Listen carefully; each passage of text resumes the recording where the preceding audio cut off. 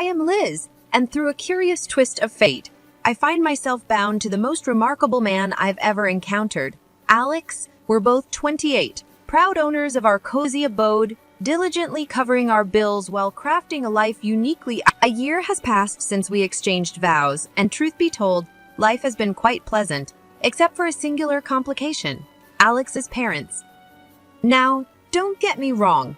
I never anticipated playing the role of the knight in shining armor as the daughter-in-law. However, I certainly didn't envision becoming the family's unwelcome guest either. The inaugural encounter with my in-laws felt akin to entering a lion's den with a stake strapped to my neck. Jane, my mother-in-law, possessed a knack for scrutinizing me, as though pondering whether I was more of an inconvenience or just plain dull. It was evident that she had formed her opinion about me before I could even utter a greeting. Alex had forewarned me about his mom's assertive personality on our way to their place that first time, advising me not to take it too personally. Despite my efforts at dinner while innocently passing the salt, Jane seized the opportunity to reminisce about Stephanie's culinary prowess, referring to me in the third person. Alex, seemingly uncomfortable, acknowledged her remarks without meeting my gaze. Feeling like an invisible presence at the table, I swallowed my discomfort with a forced smile. When I tentatively acknowledged Stephanie's cooking skills, Jane's smile didn't quite reach her eyes. She seemed to be measuring me against a ghost, and I confided in Alex about feeling scrutinized. He reassured me, holding me close and affirming that I was the one he chose. Little did I know that Jane had a more intricate plan in motion, and I was unwittingly cast as the pawn in her familial chess game. Living with a severe allergy is more than just inconvenient. It's akin to having a persistent shadow whispering danger in your ear. Since childhood, peanuts have been my formidable adversaries, leading to an emergency room visit after a mere spoonful of peanut paste. Consequently, my parents received a crystal-clear directive: shield her from peanuts and an array of other foods for her well-being. Soy, peas, cherries, almonds, tomatoes, apricots, bananas, and even potatoes. It's a list that raises eyebrows among waiters and prompts hesitation from friends inviting me over for dinner. Jane, my mother-in-law, is well aware of this extensive list. Nevertheless, she manages to question the restrictions every time we dine at her place. Her tone, hovering between concern and disbelief, persistently suggests that maybe I can indulge just a bit, oblivious to the potential consequences. Once at a family gathering, Jane insisted on the safety of her casserole, only for Alex to discover a potentially hazardous ingredient. Though we gracefully excused ourselves, leaving the untouched casserole behind, the incident lingered as a small victory in an ongoing battle where Jane held all the cards. I've learned to navigate this allergen-laden world with caution, treating every meal outing as a strategic operation. Alex, with his supportive demeanor, accompanies me through this culinary minefield, constantly reassuring me that my cautiousness is justified. Yet, Jane's subtle jabs persist, extending beyond the dinner table. Her texts carry a warning tone, reminding me that not everyone takes my conditions seriously. It's more than a mere jab. It's a reminder of vulnerability, a realization that my allergy is perceived as a weakness to be exploited. Dinners at Jane's house are orchestrated affairs, resembling a play where everyone knows their lines except for the unwitting lead. I, the daughter-in-law, I was the unpredictable element, the wild card capable of unintentionally stirring up a commotion with a single bite. Alex did his best to ease the situation, but there's only so much you can do when you're playing on someone else's home turf. On a particular evening, the tension hung in the air as heavily as the gravy on the table.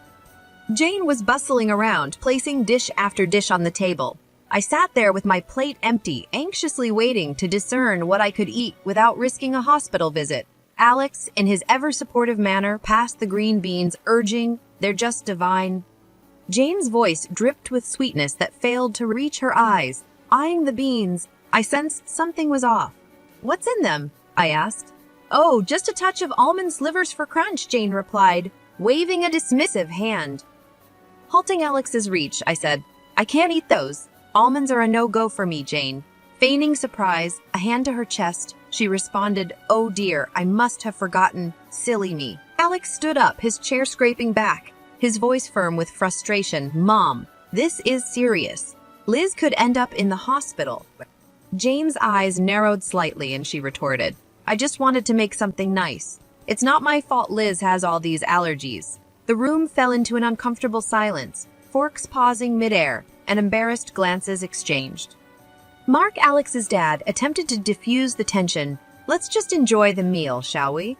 There's plenty Liz can eat, but the damage was done. The rest of the dinner passed in strained politeness, with Jane asking pointed questions about my allergies, as if she were jotting down notes for the next time.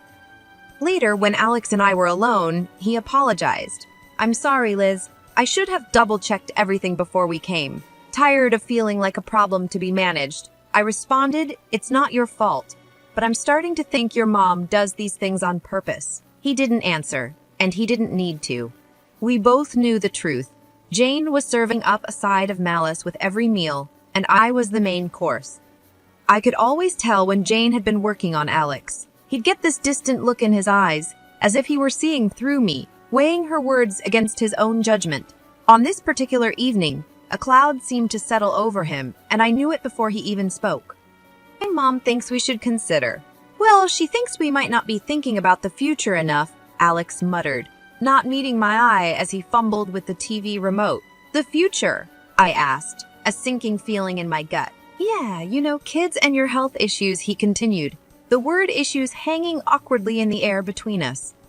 She talked to you about my allergies again, didn't she? He sighed, setting the remote down. She's just worried, Liz. She thinks it's a lot for us to handle, especially if we want a family. I bristled, asserting, we've talked about this. I've managed so far, haven't I? And there are plenty of people with allergies who have kids. Alex ran a hand through his hair, a sign of stress. I know. It's just she has this way of making me doubt things. The room was quiet for a moment, the tension palpable. I reached for his hand, our fingers intertwining. We're not fighting. We're on the same side, remember? He nodded, pulling me into a hug. You and me against the world, right? Right, I said. But as I held him, I couldn't shake the feeling that Jane's words were like weeds threatening to grow wild and choke the life out of the beautiful thing we had. It wasn't just my allergies that needed managing. It was the doubts that could seep into the cracks of even the strongest relationships. The news of my pregnancy was a happy surprise for Alex and me, but a complicated one for everyone else. When we announced it to his parents, Jane's reaction was like watching a robot trying to mimic human emotions. A pause, then a smile that didn't quite match the situation. We're gonna have a baby, Mom, Alex said, his voice a mix of pride and caution. That's wonderful, Jane managed to say, the words sounding foreign in her mouth. We must have a family dinner to celebrate. Celebrations at Jane's were never just celebrations. But I saw the hopeful look in Alex as the night of the dinner arrived, and the house buzzed with relatives. Jane was the perfect hostess, moving gracefully from guest to guest. When she reached us, her smile was practiced. Congratulations, Liz. This is such a joyous occasion. Thank you, Jane, I replied, trying to match her formality. We're excited. Alex wrapped his arm around my waist, a silent thank you for playing along. As dinner approached, I felt the familiar anxiety. A table full of food was a minefield for me, but tonight I hoped would be different. The table was a feast, and I felt every eye on me as I hesitated, my hand hovering over the options. Go on, dear, Jane urged, eat up. You're eating for two now? I smiled weakly, choosing the safest options, vegetables and rice, plain and simple. But as I reached for a slice of bread, Jane stopped me. Actually, maybe not that one, she said quickly. I'm not sure if the baker used soy flour. I paused, bread in hand, meeting her gaze. There was a flicker of something there, concern, or perhaps it was a challenge. Thank you for letting me know, I said, placing the bread down. However, warning bells were already ringing in my head. How did she know about the soy flour? It felt like too close a call, too perfect a save. The rest of the meal passed in a blur, with congratulations mingling with the clinking of glasses. Yet, I couldn't shake the feeling that Jane's hospitality was a veneer, concealing a trap set and waiting for just the right moment.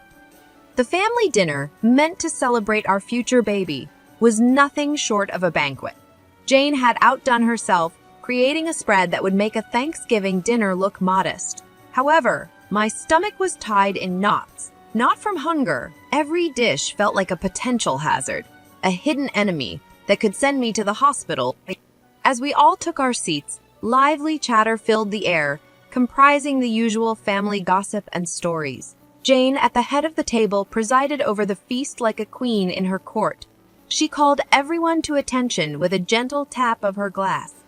Before we begin, I just want to say how thrilled we are to be celebrating Liz and Alex's upcoming addition to our family, Jane announced, her voice steady and clear. Applause and cheers followed, and I forced a smile, feeling Alex squeeze my hand under the table. "Thank you, everyone," I said. "We're really looking forward to this new chapter in our lives." The meal began, and I tentatively picked at my food, choosing the simplest items. Alex watched me, his brow furrowed with concern. "You doing okay?" he asked quietly. "Yeah, just being careful," I replied, pushing a roasted potato around my plate. Jane's eyes were on me, and I felt like a specimen under a microscope. "Liz, you haven't touched your salad. The dressing is on the side, just as you like it," she said, her voice tinged with forced cheerfulness.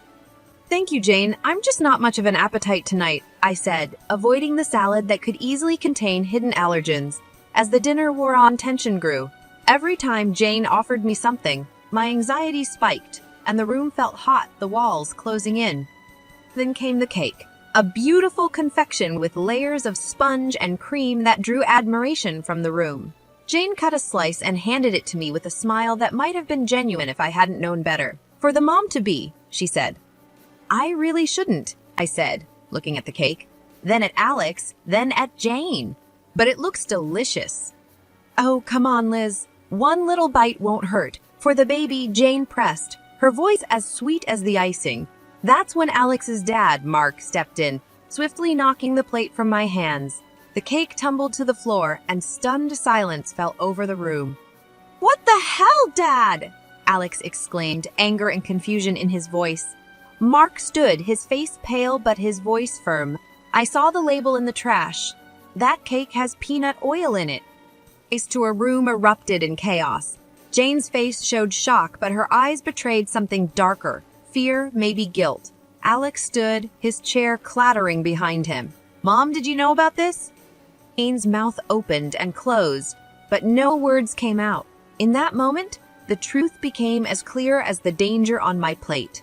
The room was dead silent after Mark's revelation, the dropped cake like a crime scene on the hardwood floor. Everyone's eyes were locked on Jane, who seemed to shrink under the collective gaze. "Mom? Is it true? Did you know?" Alex's voice cut through the tension, sharp and demanding. Jane looked away, her jaw clenched, and for the first time I saw a hint of fear in her eyes. Maybe she realized that her actions hadn't just endangered me, but jeopardized her relationship with her son, her reputation, everything. The rest of the evening was a blur of arguments, tears, and hushed conversations as the family tried to process what had happened. Alex and I left early, the weight of the evening heavy on our shoulders. We didn't speak much on the drive home. What was there to say? The truth was out, and with it, the facade of a polite, if not happy, family was shattered. The drive home was quiet, filled with a heavy silence, loaded with things left unsaid. When we finally walked through our front door, Alex and I just stood there, the echo of the night's drama still ringing in our ears. Alex was the first to break the silence. "I can't believe my own mother would do something like that," he said, his voice hollow. I sat down on the couch, the cushion failing to comfort me. "I know it's a lot to take in," he said, sitting beside me and taking my hands in his. "I'm so sorry, Liz. This is unforgivable." I looked at him, seeing the pain in his eyes, and my heart ached. "It's not your fault, Alex. We couldn't have known she'd go this far." But the truth was there, hanging between us. Jane had crossed a line, and there was no going back. The family was in pieces. Some stood by us, shocked and appalled by Jane's actions, while others struggled to wrap their heads around the reality of the situation. The next few days were a whirlwind. Alex's phone buzzed constantly with messages and calls from relatives expressing shock, support, and apologies. Through it all, there was deafening silence from Jane. No apologies, no explanations. Alex finally broke the news to me a week later. "Dad's left her. He can't get past what she did," he said, a twinge of something like regret in his tone. He said it's been a long time coming. I wasn't sure how to feel relief, sadness, pity. And Jane? I asked tentatively. She's not handling it well. She's alone now, Alex replied, a twinge of regret in his tone. We sat in our living room, the walls we'd painted together, the furniture we'd picked out during countless trips to the store. It was our home, filled with our memories, our love. Outside, there was a storm brewing, one that threatened to uproot everything we knew. In that moment, I realized that no matter what happened, we had each other. We were a team about to bring a new life into the world, and that was what mattered. I love you, Liz, Alex said, pulling me close. I love you too, I whispered back. The fallout from that night would linger, and the scars it left on our family would take time to heal. But as I looked at Alex, at the life we'd built and the future we were about to embark on, I knew that we'd weather any storm together. As for Jane, she was a chapter in our lives that we had closed, a story that we wouldn't let define us. From now on, it was just us, our baby, and the road ahead. Whatever it brought, we'd face it together.